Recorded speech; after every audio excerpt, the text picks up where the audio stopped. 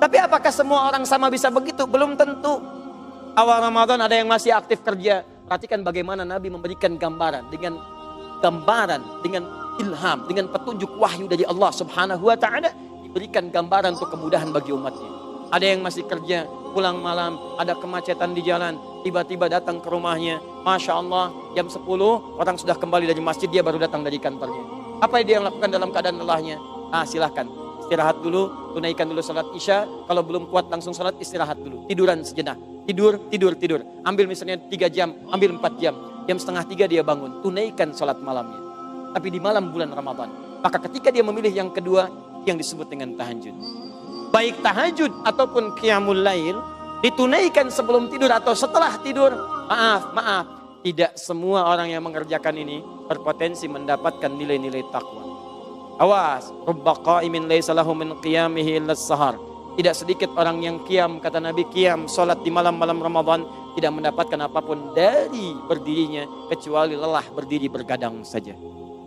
Berdiri enggak ada nilainya. Maka dari itu dicontohkanlah cara mengerjakannya supaya maksimal kita memaksimalkan ini semua.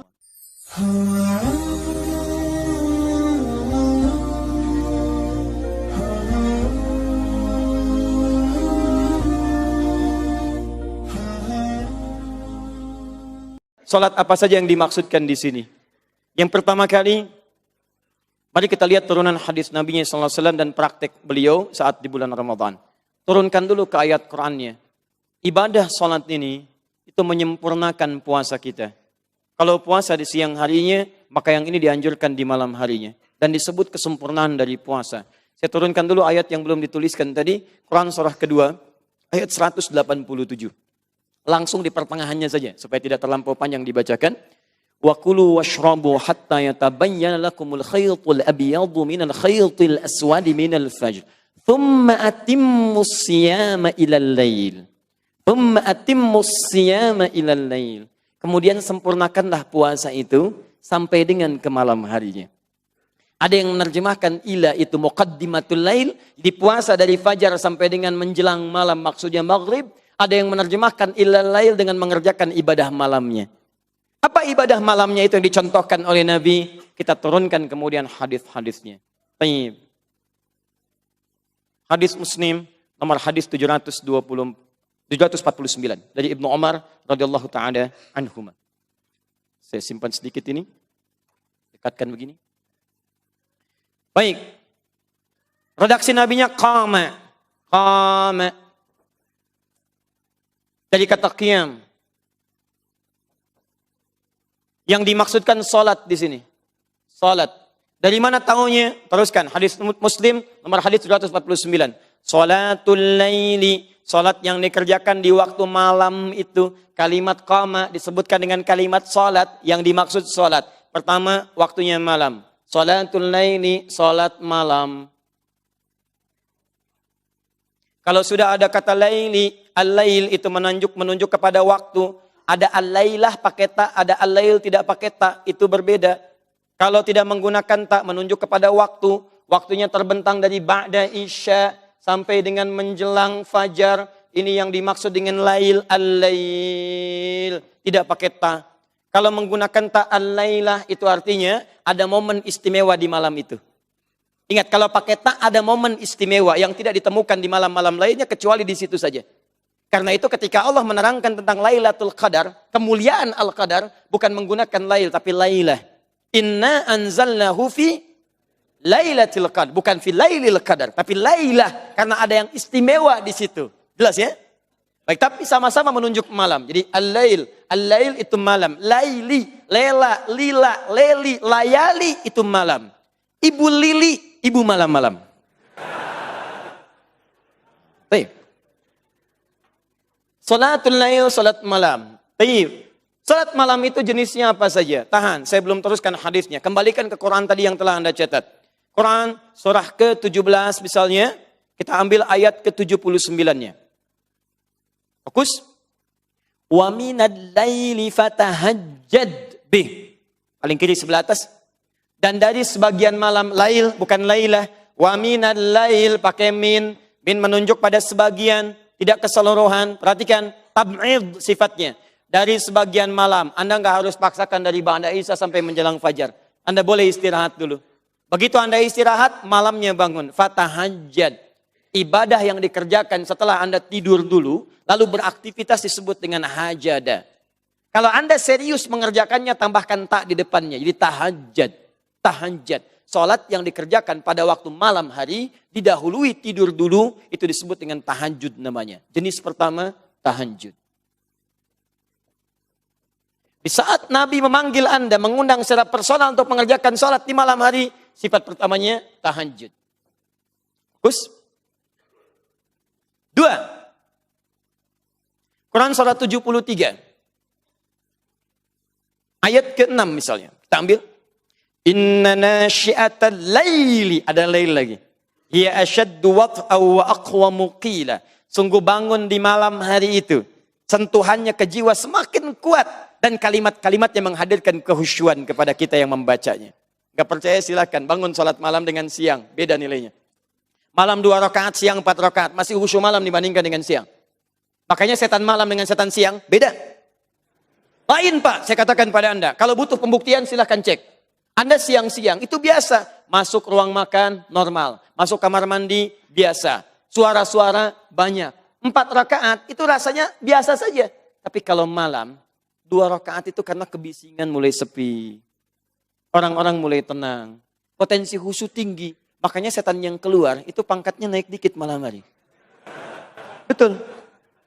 Ada setan yang tugasnya itu menutup Anda. Mata Anda ditutup, ditekan tuh. Ada tekanan. Kata hadis ditekan sedapat-dapatnya. Dikuatkan gitu supaya nggak bangun. Makanya begitu Anda bangun tidur. Di hadis riwayat Abu Daud. Nomor hadis 1369. Disunnahkan jangan langsung berdiri. Duduk dulu. Duduk.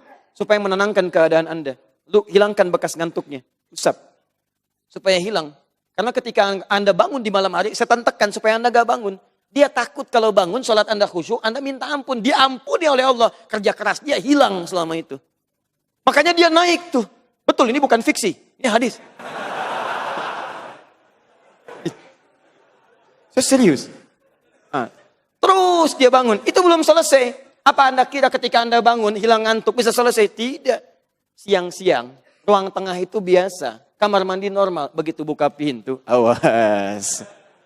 Rambutnya panjang, jubahnya putih. Datang. Padahal biasa-biasa hari sebelumnya. Kan? Padahal kucing. Hati-hati. Teruskan. Makanya pakai tak. Anda mesti serius, sungguh-sungguh. Ya, kita turunkan nanti. Jadi tak di situ menunjukkan kesungguhan. Makanya kalau nanti Anda memilih untuk bangun di malam hari, setelah Anda selesai misalnya Isya, atau Anda misalnya datang terlambat ya, ada macet dan sebagainya, Anda memilih menunaikan di malam harinya. Isya dulu, istirahat dulu, tidur dulu, malamnya Anda tunaikan di malam harinya saat malam Ramadan. Itu sifat sholat yang disebut dengan tahajud. Baik ya? Baik di Ramadan, di luar Ramadan, ada. Ada, tapi nanti nama bekennya, nama kerennya, nama populernya, nama yang kita kenal. Tapi sifatnya, ini sifat yang dimaksudkan. Paham ya? Dan Anda mesti serius. Kalau perlu Anda pasang ancang-ancang. Kasih tahu istri, Papa sholatnya malam hari nanti. Tolong bangunkan ya. Papa pasang alarm dulu Pak. Masya Allah. Ayo 3 kali pasangnya. Pas sholat jam berapa? Jam 3. Saran Mama pasang jam 2:04, jam setengah 3, jam 3 kurang 1/4. Alarm pertama mematikan alarm kedua. Alarm kedua siap-siap. Kenapa kok begitu? Papa aja kemarin nonton bola pasang alarm. Ayo. Walaupun juara Papa, Juventus kalah 3-1. Misalkan.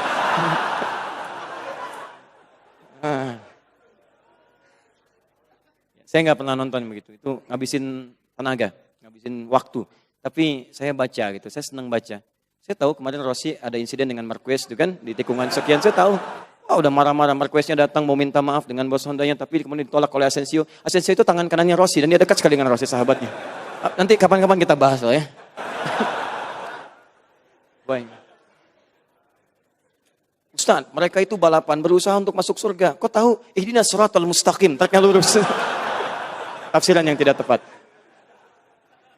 Jadi Anda nggak bisa baca Quran, baca terjemah, memahami sendiri itu repot.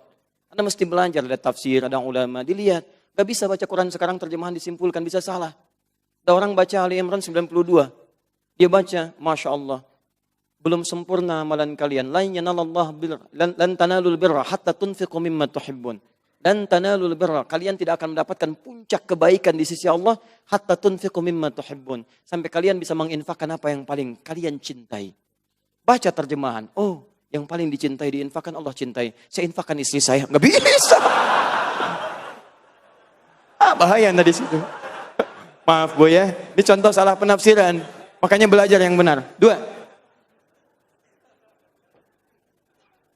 Baik, yang kedua, Quran surat 73 ayat 6 itu umum. Disebutkan bangun malam. Bangun malam ini artinya bisa jadi Anda sebelum tidur itu bisa dimaksimalkan bangunnya. Jadi setelah Anda sholat Isya, Anda sholat lagi, ya, melebihi batas yang standar. Isya kan fardu, di atas itu tambahan, di atas standar. Anda bangun lagi, Anda kerjakan sebelum Anda tidur. Dan di waktu malam tadi, waktu malam ba'da Isya sampai menjelang fajar. Setelah Isya, Anda sholat sunnah ba'diyah. Setelah ba'diyah, Anda sholat lagi. Itu bisa terjadi di bulan Ramadan. Begitu Anda maksimalkan, Anda silahkan. Sebelum Anda tidur, Anda boleh kerjakan. Qiyamnya di waktu malam, berarti disebut qiyamul lail. Qama salatnya, sifatnya disebut dengan qiyam, dikerjakan di waktu malam. Cuman saya kerjakan sebelum saya tidur. Saya bangun pada malam harinya, qiyamul lail. Ada yang menyamakan qiyamul lail dengan tahajud, ada yang spesifik membedakan. Kalau yang ini diawali dengan tidur, yang ini langsung setelah Isya, salat sunnah ba'diyah, kemudian diteruskan dengan salat lagi. Paham? Saya ingin Anda pahami, bukan cuma sekedar diketahui. Saya hapus dulu. Jadi nanti saat Ramadan, ada sifat bocoran dari Nabi. Fokus baik-baik. Apa bocorannya? Ada satu salat spesial. Dikerjakan di malam-malam Ramadan. Waktu pengerjaannya malam. Terbentang dari ba'da Isya sampai dengan fajar. Cuman kata Nabi, fleksibel mengerjakannya. Karena tidak setiap orang punya kondisi yang sama. Ada orang yang ketika sholat ba'da Isya langsung bisa mengerjakan. Allahu Akbar. Isya selesai, ba'diyah. Setelah ba'diyah, dia bangun malam harinya. Setelah itu, setelah sholat langsung, ba'diyah langsung sholat lagi. Maka sifatnya qiyamul lail. Tapi apakah semua orang sama bisa begitu? Belum tentu. Awal Ramadan ada yang masih aktif kerja. Perhatikan bagaimana Nabi memberikan gambaran. Dengan ilham, dengan petunjuk wahyu dari Allah subhanahu wa ta'ala, diberikan gambaran untuk kemudahan bagi umatnya.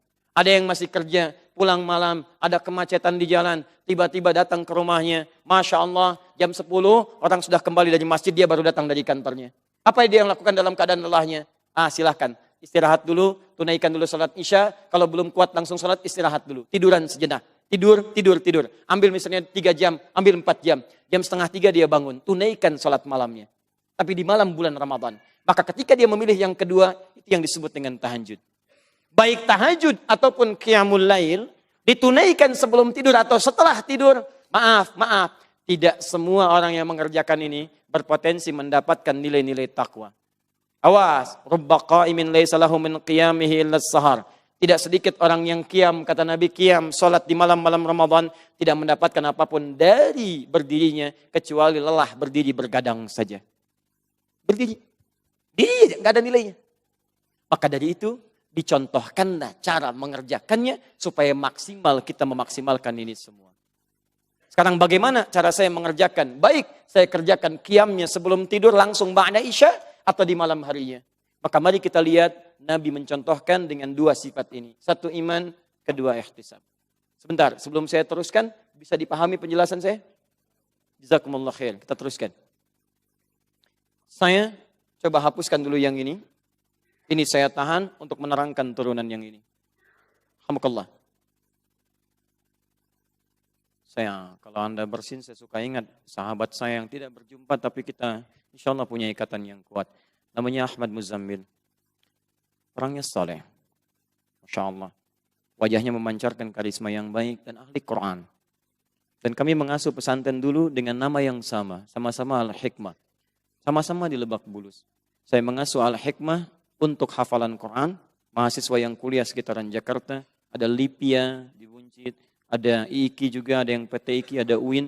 Kita kumpulkan daripada beraktivitas yang macam-macam. Dan mereka menghafal Quran. Kita fasilitasi dengan gratis. Beliau, Ustaz Ahmad Muzammil, itu yang tahsinnya. Tahsin. Masya Allah. Saking sayangnya Allah kepada beliau. Masya Allah, beda kami cuma 7 tahun usianya. Beliau dari saya 7 tahun lebih. Saya waktu itu 32, beliau 39. Saking sayangnya Allah kepada beliau di hari Kamis, Pak. tidak mendapatkan Ramadan pada saat itu. Padahal sudah dekat ke Ramadan. Dipanggil pulang. Ya Tuhan nafsul mutmainnah. Ahmad Muzamil, kamu pulang. Pahala kamu sudah banyak. Yuk, orang tahsin kamu dapat pahalanya. Murid kamu sudah banyak. Adi Hidayat masih banyak dosanya. Perlu banyak amalan, perlu banyak istighfar. Kamu udah pulang. Sesuai dengan ajalnya. Cara pulangnya itu sederhana, Pak. Indah, gampang. Cuman bersin 2 kali. Hasi, selesai. Ringan gitu. Ya, Ahmad Muzamil, ahli Quran, ahli tahsin, pahala banyak. Ayo pulang, hasin 2 kali, meninggal. Tadi saya lihat banyak yang bersin berkali-kali belum meninggal juga. Ya. Mungkin kita perlu Ramadan, itu maksudnya. Untuk menambah dan menyusul saudara kita yang telah kembali kepada Allah. Siapa lagi yang mau bersin? Jangan khawatir, keluarkan aja. Karena saya pernah ceramah di Jakarta, begitu saya terangkan yang ini, mau bersin ditahan-tahan begini. Tenang ya, tenang. Bismillah. Kembalikan ke sini. 1. Hadis riwayat Muslim. Nomor hadis 749. Sebelum sampai ke sini, ini saya bahas yang ini dulu, yang iman dulu. Imanan. Allah. Sekali. Dilakukan karena Allah. Bukan karena yang lain. Kalimat iman pertama di dalam Al-Quran disandingkan langsung dengan Allah yang dengan sifat ghaibnya. Alladzina yu'minuna bil ghaib. Yu'minun bil ghaib. Imannya dilakukan karena Allah yang ghaib. Ghaib itu belum tampak dalam pandangan kita. Dan kita yakini keesaan ketunggalan dan seluruh kekuatan-kekuatannya kepada kita semuanya. Fokus baik-baik di sini. Ketika menyebutkan kalimat iman, maka tujuan utamanya kepada Allah. Kalau Anda ingin mendapatkan ampunan di malam Ramadan, dalam saat Anda menunaikan salatnya, maka syarat yang pertama, salat Anda harus ditunaikan karena Allah, bukan karena yang lain. Jangan dulu perdebatkan berapa jumlah rakaatnya. Pertanyaannya adalah berapapun rakaat, berapa yang Anda niatkan karena Allah Subhanahu wa taala. Jangan sampai terjadi saya ke sini, karena di situ enak keadaannya. Saya ke sini karena teman saya pun ke situ. Saya di sini karena imamnya lebih memberikan ketebalan kepada saya, macam-macam dan sebagainya. Ingat teman-teman, Anda boleh untuk memberikan gambaran-gambaran semangat karena imam bagus bacaan, karena menyentuh kepada jiwa. Tapi yang harus Anda tanamkan pada diri Anda sendiri, siapapun imamnya, memberikan sentuhan ataupun kepada jiwa saya, tetap saya kerjakan karena Allah Subhanahu wa taala. Begitu Anda datang imamnya beda, Anda nggak akan peduli. Yang penting Allah ridha dengan salat saya malam ini. Paham ya? Maka hati-hati betul. Begitu nanti teman-teman mempraktikkan masa tarawihnya, akhi, di mana tarawih? Saya ikut si fulan aja lah. Bukan. Bukan karena ikut si fulan. Karena Allah perintahkan Anda untuk memilih yang terbaik karenanya. Paham? 1. Sudah. Masuk ke dihim dulu, lalu saya teruskan ihtisab. Teknisnya bagaimana? Teknisnya, salatul laili mathna mathna. Hadis Muslim hadis 749. Kalau Anda tunaikan salat malam, salatul laili, malam dibagi 2, bisa tahajud, bisa qiyamul lail. Mau Anda tidur dulu, mau tidak tidur dulu, kata Nabi, cara pertama mathna mathna. Paling minimal tunaikan 2. Setelah itu 2. Setelah itu 2. Fa idza khasyiya ahadakumul fajra, sampai 2. Kalau Anda khawatir dekat menuju fajar, sebentar lagi fajar tiba. Falyutir rak'atan wahidah, maka segera tutup dengan witir 1 rakaat. 1 rakaat. 2. Mau fajar nih, tutup 1 rakaat. Baik, kebayang nggak teman-teman, ada orang sholat dari ba'da isya sampai menjelang fajar. Berapa rakaat dia kerjakan? Banyak ya? Atau yang kedua, bayangannya diturunkan sedikit. Ada orang kemudian tidur terlebih dahulu, bangunnya jam 3 sampai menjelang fajar. Berapa rakaat dia tunaikan? Hadis ini, hadis pertama, memberikan gambaran kepada kita bahwa sholat-sholat yang dikerjakan pada malam itu, baik tahajud ataupun qiyamul lail, pada dasarnya tidak diberikan batas oleh Nabi SAW. Yang paling tepat kata Nabi, silahkan kamu tunaikan paling minimal 2. Setelah itu tambah 2 lagi. Tambah 2 lagi. Tapi kalau kamu duga witir fajar akan segera tiba, tutup segera dengan witir 1 rakaat. Jelas? Maka rumus yang pertama, Nabi tidak memberikan batas dari rakaatnya, tapi diberikan minimal pengerjaannya 2 rakaat dengan witir berapa? 1 rakaat. Paham? Kita bertanya pada Rasulullah, ya Rasulullah, kalau Anda tidak memberikan contoh batasan, kami khawatir nanti orang akan beda-beda. Yang satu, masjid mana? Masjid Al-Murabi aja deh daripada Darul Ihsan. Kenapa? Al-Murabi cuma 2 rakaat. Witir 1 misalkan. Tapi tahu nggak kamu, rakaat pertama Al-Baqarah sampai selesai. Rakaat kedua Ali Imran sampai tuntas. Pilih mana? Apakah Al-Murabi atau Darul Ihsan? Kalau Darul Ihsan bagaimana? Juz amma. Masya Allah. Ya udah, saya juz amma aja. Kan? Tapi juz ammanya rakaat pertama An-Naba. Rakaat keduanya misal turun. Karena tidak ada standar di sini nanti orang bisa begini, bisa begitu. Maka Nabi mempraktekkan kesehariannya, sholat malamnya, bahkan di Ramadan atau di luar Ramadan, dengan merujuk keterangan pada Sayyidah Aisyah radhiyallahu ta'ala anha. Hadis Al-Bukhari, nomor hadis 2008 sampai 2010. Datang 3 orang sahabat mulia. Abdullah bin Mas'ud, Hudzaifah al-Yamani, Ubayd bin Ka'ab radhiyallahu ta'ala anhum jami'an. Sa'alu Sayyidata Aisyah radhiyallahu ta'ala anha an salatin Nabi sallallahu alaihi wasallam fil lail. Ya, maka mereka bertanya tentang salat malamnya Nabi sallallahu alaihi wasallam. Kaifa kanat salatu Rasulullah sallallahu alaihi wasallam? Faqalat, maka dijawab oleh Sayyidah Aisyah, lihat. Ma kana yazidu fi Ramadan wala fi ghairi. Sepanjang tinggal di tempat saya, demikian cara menerjemahkannya. Saya saksikan beliau salat di Ramadan ataupun di luar Ramadan. Beliau tidak pernah menambah ala 11 raka'atan, lebih dari 11 rakaat. Di kesaksian Sayyidah Aisyah, saat Nabi berada di rumah beliau, baik di bulan Ramadan ataupun di luar Ramadan, salat malamnya berapa rakaat? 11 rakaat. 11 ini yusalli arba'an.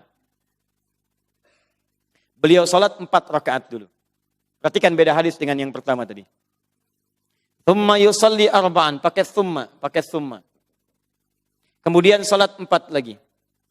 Thumma yusalli thalathan. Pakai thumma lagi. Kemudian salat 3 rakaat. 4 tambah 4 tambah 3. Berapa? 11. Lihat pakai thumma di sini. Baik, pertama. Saksian kedua. Hadis riwayat Ibnu Abbas radhiyallahu taala anhuma di Abu Daud nomor hadis 1369.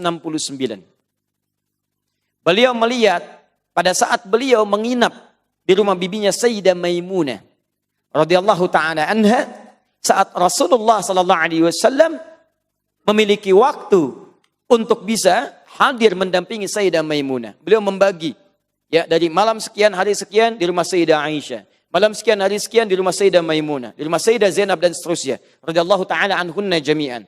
Ketika waktunya tiba di rumah Sayyidah Maimunah, Ibnu Abbas itu menginap di situ untuk melihat kebiasaan Nabi bagaimana malam harinya. Ternyata kata beliau, karena Rasulullah sallallahu alaihi wasallam adalah Rasulullah sallallahu alaihi wasallam terbiasa bangun di malam hari. Kadang tengah malam lebih sedikit atau kurang sedikit. Kalau di kita kurang lebih disesuaikan 1:30 atau sekitar jam 2. Kemudian ketika bangun itu fajalasa, beliau duduk dulu. Kemudian famasaha biyadi min atharin naum, dengan tangannya beliau menghapus kemudian bekas-bekas ngantuknya. Kemudian faqara'a khawatimu surah Ali Imran, membaca 11 ayat terakhir surah Ali Imran dari 190 sampai dengan ayat ke-200. Kemudian di Al-Bukhari nomor hadis 181, riwayat Abu Dzar Al-Ghifari dilengkapi lagi. Nabi membaca doa bangun tidur. Alhamdulillahilladzi ahyana ba'dama amatana wa ilaihin nusyur. Thumma dhahaba ila syinin mu'allaqah. Kemudian pergi ke tempat tertutup semacam kamar mandi bagi kita. Fatawadda, kemudian beliau berwudu. Kemudian apa yang terjadi? Lalu beliau datang ke musolanya, tempat sholatnya, dan siap menunaikan sholat malam. Aku berdiri di belakangnya sampai Nabi menarik aku sehingga sejajar dengannya. Ini dalil menunjukkan boleh kalau sholat berdua, Anda jadi imam, teman Anda jadi makmum, berdiri secara sejajar. Anda imam, dia makmum, sejajar posisinya. Anda kiri, dia kanan. Atau kalau mau menggunakan yang masyhur, yang standar yang lain, Anda maju sedikit, kemudian makmum di belakangnya sedikit. Paham? Belum selesai hadisnya. Kemudian saya merasakan sholat bersama Nabi. Nabi sholat kemudian dimulai dengan 2 rakaat yang ringan. Khafifatain. Rak'ataini khafifatain. Khafifatain itu sholat pembuka. Kalau kita warming up. Ya, untuk menghadirkan kehusuan sebelum sholat masuk pada intinya. Rakaatnya 2 rakaat. Saya simpan di sini. Pembuka. Bacaannya nggak panjang. Jadi begitu sholat, langsung baca Al-Fatihah, takbir Allahu Akbar. Al-Fatihah tanpa bacaan surat yang lain. Setelah itu rokok, i'tidal, sujud, duduk di antara 2 sujud. Rokok, sujud, bangun lagi. 2 rakaat selesai. Setelah itu beliau menunaikan salatnya yang 2 rakaat, 2 rakaat, 2 rakaat. Lihat baik-baik. Setelah itu beliau tunaikan 2 rakaat. Tambah lagi 2 rakaat. Tambah lagi 2 rakaat. Thumma yusalli rak'atain. Tsumma yusalli rak'atain. Setelah itu beliau tutup dengan menunaikan 1 rakaat. 1, 2, 3, 4, 5. 2, 2, 2, 2, 2. 10 tambah 1. Berapa? 11. Dibuka dengan pembuka yang ringan, salat intinya 11 rakaat. Jadi di rumah Sayyidah Maimunah 11 rakaat. Di rumah Sayyidah Aisyah kemudian 11 rakaat. Ini 4, ini kemudian 2, 2, 2, ujungnya 1. Paham sampai sini? Baik. Jadi kalau Anda misalnya ingin mengambil standar salat Nabi SAW mengacu pada jumlah rakaatnya, Anda silakan boleh tunaikan 11 rakaat. Paham? Mau pilih mana saja silakan. Jangan Anda simpulkan tuh. Yang benar itu yang 11 rakaat versinya 443. Karena hadisnya kata Aisyah radhiyallahu taala anha, saya tidak pernah melihat Nabi di Ramadan atau di luar Ramadan kecuali 11 rumusnya 443. Jawab, itu kan di rumah Sayyidah Aisyah. Sedangkan Nabi menginap bukan di situ saja. Kadang di rumah Sayyidah Maimunah, kadang di rumah Saudah binti Zam'ah, kadang di rumah Sayyidah Zainab dan seterusnya. Di rumah ini beda dengan yang ini karena kondisi istri Nabi satu dengan yang lainnya itu beda. Beda usia, beda kekuatan berdiri, beda keadaannya. Makanya Nabi memberikan fleksibilitas supaya istrinya nyaman mengikutinya. Itu poinnya. Dan ini bisa Anda terapkan pada istri Anda. Jangan dipaksakan. Ayo mah, yang kuat, yang kuat. Sunnah Nabi 11 rakaat. Lihat tuh, lihat. Tidak. Istri Anda persoalan di kakinya. Cukup mungkin 2 dulu. 1 tutup, dia istirahat, Anda teruskan. Boleh. Jangan dipaksakan. Surga mah, surga. Surga. La haula wala quwata illa billah. Tapi kalau Anda kira misalnya 4, saya lebih tenang dengan 2. Karena agak santai berdirinya 2, langsung istirahat lagi. Boleh kerjakan 2. Dan jangan berdebat di sini, tidak ada gunanya. Karena dua-duanya dikerjakan oleh Nabi. Gak bisa Ustaz. Yang tetap 4-4-3. Ini rumus paling bagus. Kemarin Madrid menang 4-4-3 Ustaz rumusnya. Gak ada hubungan. Ya. Toh Roma juga mengalahkan Barcelona, formasinya beda. Ya kan? 4-2-3-1. Baik, itu yang paling bagus tuh. Sudah selesai. Saya tutup ini. Ini hadis belum selesai. Belum selesai. Tapi tahukah Anda? Ini poinnya. 11 rakaat ini. Jangan dikira Allahu Akbar, Allahu Akbar, Assalamualaikum. Allahu Akbar, Allahu Akbar, Assalamualaikum. Tidak. Perhatikan keterangan Sayyidah Aisyah selanjutnya. Saya bulati. La tas'al an husnihinna wal tulihinna. Tapi 11 ini, jangan ditanya panjang dan bagusnya. Gak usah tanya deh. Cukup tahu 11, tapi panjang dan bagusnya jangan ditanya. Penasaran 3 sahabat ini. Seketika dalam satu waktu mengikuti sholat di belakang Nabi. Karena kadang-kadang Nabi pun dalam beberapa malam sholat kemudian di masjid atau di tempat-tempat tertentu di luar rumah-rumah istrinya. Apa yang terjadi teman-teman? Sholat di belakang Nabi. Hudzaifah al-Yamani. Selanjutnya ada Abdullah bin Mas'ud. Ada Ubay bin Ka'ab. Begitu mereka sholat baru tahu maksud Sayyidah Aisyah itu. Indahnya kata Hudzaifah al-Yamani sholat di belakang Nabi. Jangan tanya bagusnya, karena setiap kalimatnya enak didengarnya. Begitu baca ayat doa, beliau kemudian menyertai dengan doa. Begitu hadir ayat surga, ingin harapan dalam untuk meraihnya. Sampai berdoa kepada Allah meminta untuk umatnya. Membaca ayat tentang neraka, terseduh-seduh beliau menangis. Kemudian bermohon kepada Allah untuk umatnya dijauhkan dari neraka. Indah, tanpa terasa saat berdiri 1 rakaat itu, Nabi membacakan 100 ayat Al-Baqarah. 1 rakaat, 100 ayat. 1 rakaatnya. 100 ayat. Nah, hadis sahih, siapa yang bisa menunaikan salat malam dalam 100 ayat atau membaca 100 ayat dari Al-Quran, maka dituliskan pahala baginya telah menunaikan salat sepanjang malam. Itu hadis sahih. Maka ini bayangkan, Nabi menunaikan 1 rakaatnya 100 ayat. Nikmat, kata Hudzaifah. Kemudian Abdullah bin Mas'ud juga penasaran, salat di belakang Nabi. Allah, ternyata benar. Tidak ada yang paling nikmat kecuali salat di belakang Nabi. Indah bacaannya, nikmat, enak, enak, enak. Tanpa sadar, sudah masuk 100 ayat Al-Baqarah. Dikira akan sama seperti Hudzaifah ruku, ternyata diteruskan. Wah, nikmat. Sampailah ke Al-Baqarah tuntas 286 ayat. Dikira akan ruku, ternyata diteruskan. Sampai Ali Imran. Masya Allah, nikmat. Sampai 200 ayat. Dikira akan ruku, ternyata diteruskan. Sampai An-Nisa. 176 ayat. Sudah 5 juz, 4 halaman. Luar biasa. Barulah ruku. Allahu Akbar. 1 rakaatnya 5 juz 4 halaman. Nikmat. Saking nikmatnya, besoknya gak pada ikutan lagi. Tapi lihat cara bacanya. Bukan karena kelamaan, bukan karena takut lelah, bukan. Kata Abdullah bin Mas'ud, Saya ini seringkali menduga saat beliau membaca dengan penuh kenikmatan, apakah di posisi ini akan ruku. Begitu tenang berdoa, dikira akan ruku, ternyata lanjut. Sering menduga, saya khawatir sholat saya, karena pribadi saya, khawatir kurang khusyuk, karena saya sering menduga apakah di posisi ini Nabi akan ruku. Bukan karena nggak tahan berdirinya, karena nanti Imam An-Nawawi dalam kitabnya At-Tibyan menyebutkan, bahwa setelah sepeninggal Nabi, mereka terbiasa sholat malam, bahkan sampai hatam Al-Quran. Cek di halaman 37 paling kanan sebelah atas. Paragraf pertama baris 1 sampai dengan baris 3. Ada Uthman bin Affan, ada Abdurrahman bin Auf, ada Tamim Ad-Dari, radhiyallahu ta'ala anhum jami'an. Itu terbiasa sholat malam sampai hatam Al-Quran. Dan Allah berikan keberkahan pada waktunya. Kalau waktu sudah berkah, gak akan terasa amalan banyak, waktu sedikit. Gak akan terasa. Seperti Ashabul Kahf. Ketika tidur, waktunya panjang 309 tahun. Tapi mereka ketika dibangunkan seakan-akan baru tidur kemarin. Itu luar biasa. Ada orang-orang surga belum teraih, amalan belum banyak, setiap dapat masjid, Masya Allah, tidur. Masya Allah, bangun Pak, sholat, rasanya baru tadi. Sudah waktunya sholat, luar biasa. Nah lihat, 100 ayat. Maka sepeninggal Nabi, dibiasakan oleh para sahabat. Sholat. Tahan. Ternyata bukan ini saja. Setiap selesai beliau sholat ini, beliau berhenti dulu. Lihat pakai thumma. Thumma itu huruf sambung di antara dua aktivitas dengan jeda yang cukup panjang. Atof itu ada banyak. Ada pakai fa, ada pakai waw, ada pakai thumma. Ini yang paling populer. Kalau pakai fa, itu cepat tanpa jeda. Dakhala Ahmadu ila jami Darul Ihsan fa Ali. Ahmad masuk ke Masjid Darul Ihsan, kemudian Ali pakai fa. Begitu Ahmad masuk, Ali masuk. Quran surah ketiga Ali Imran ayat ke-38 sampai 39. Nabi Zakaria berdoa kepada Allah di mihrab. Hunalika da'a Zakaria rabbah. Qala rabbi habli min ladunka dzurriyyatan thayyibah innaka sami'ud du'a. Di mihrab berdoanya sambil sholat. Masih berdiri dalam sholat.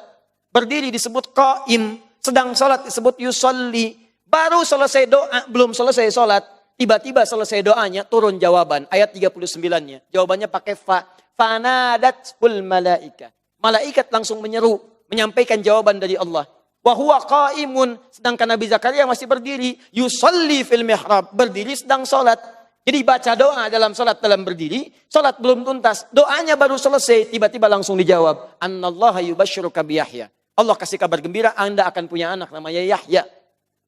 Jadi antara doa dengan jawaban enggak ada jeda. Selesai doa langsung dijawab. Makanya ulama mengeluarkan fikih dari situ. Kalau Anda ingin cepat dijawab, jadi baru selesai doa, langsung seketika dijawab, keluarkan kebiasaan Nabi Zakaria ketika bermohon pada Allah Subhanahu wa Ta'ala. Itu di antara poinnya. Nanti lain waktu kita bahas ya. Itu bukan fiksi. Dua pakai wa. Wa itu ada jeda sedikit. Dakhala Muhammadun ila jami Darul Ihsan wa Ahmad. Muhammad masuk ke Masjid Darul Ihsan, kemudian Ahmad pakai wa. Jadi Muhammad masuk, kemudian Ahmad mengikuti. Ketika Muhammad masuk ada jeda, Ahmad masuk. Tapi kalau pakai thumma ada jeda yang cukup agak panjang. Misal 5 menit kemudian Ahmad masuk. 3 menit kemudian Ahmad masuk. Atau ada panjang luar biasa. Nah lihat ini. Hadis antara sholat selesai, sholat satu ke sholat yang lainnya menggunakan thumma. Begitu salam, Nabi nggak langsung bangun. Jadi kalau Anda sholat malam di malam Ramadan, habis Isya, habis sholat sunnah, Anda sholat 2 rakaat pertama, begitu selesai, sunnahnya bukan langsung bangun. Duduk dulu, rehat dulu, dan perhatikan apa yang dikerjakan oleh Nabi. Allahumma innaka afuun, tuhibbul afwa fa'fu anni. Ya Allah, Engkau yang maha pemaaf. Aku akui aku banyak salah ya Allah. Selevel Nabi yang maksum dijaga dari kesalahan mengatakan, saya mengaku banyak salah.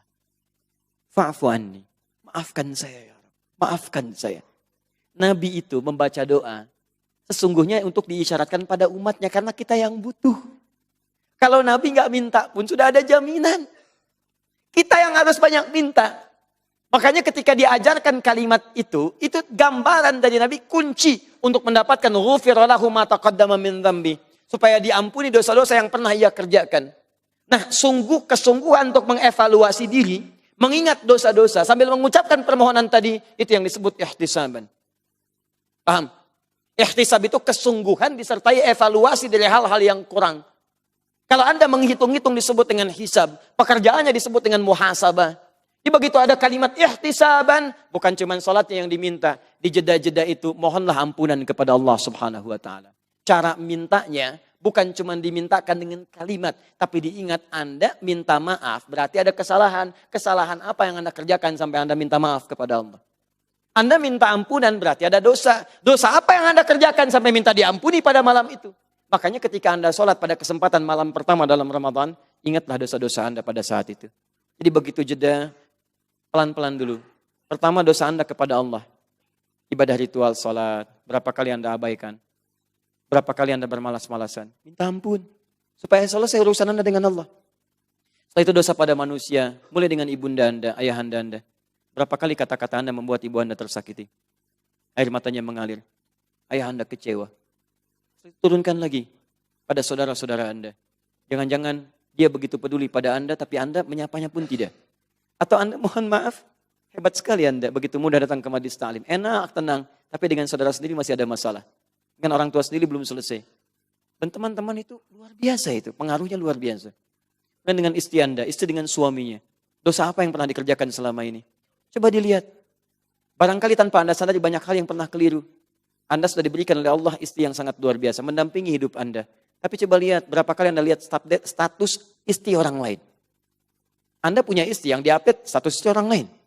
Coba dicek, berapa kali Anda lihat. Begitu pula dengan istri yang di bawah. Coba cek, berapa kali Anda berkhianat dalam hal-hal yang mungkin ringan bagi Anda pada suami Anda.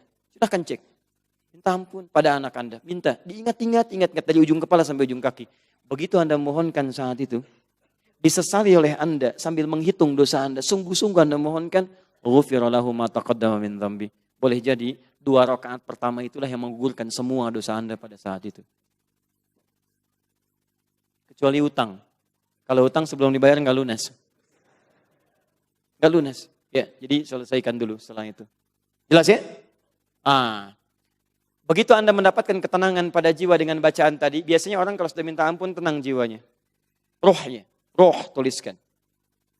Sehingga ketenangan itu menghadirkan keadaan yang nyaman. Dia duduk sambil tenang. Keadaan yang tenang nyaman membuat roh kita enak disebut dengan rahatun. Rahatun. Kalau Anda berusaha menghadirkan ketenangan ini sehingga dampaknya ke roh menjadi nyaman, maka disebut dengan tarwihatun. Tarwiha. Tarwiha. Kalau Anda kerjakan bukan cuma sekali, tambah lagi, tambah lagi, tambah lagi. Banyak Anda kerjakan.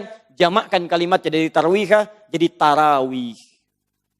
Tarawih. Jadilah kalimatnya dengan tarawih. Salatnya bisa tahajud, bisa qiyamul lail, tapi sifat Nabi mengerjakannya disebut dengan tarawih. Jadi kalau Nabi, kata Sayyidah Aisyah, salatnya tarawih tenang, bacaannya tenang. Setelah itu tenang, duduk sejenak, berdoa dengan tenang. Sehingga ada perbedaan sebelum salat dengan setelah salat. Sebelum salat gelisah, pasca salat lebih tenang. Sebelum sholat kurang nyaman, ba'da sholat lebih nyaman. Ada perubahan. Ketika ada perubahan itu yang disebut dengan tarawih. Makanya para ulama tidak memperkenalkan nama dengan tahajud dan qiyamul lail karena sudah paham.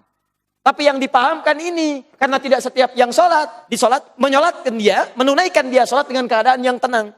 Semua paham, tahajud ngerti, qiyamul lail ngerti. Tapi apakah setiap yang tahajud dan qiyamul lail dikerjakan dengan tenang? Makanya yang dipopulerkan tarawihnya bukan ininya supaya kita kerjakan seperti Nabi mengerjakannya. Yang tenang. Jadi jangan sampai Anda sholat, bacaan Anda saja sudah tidak tarawih.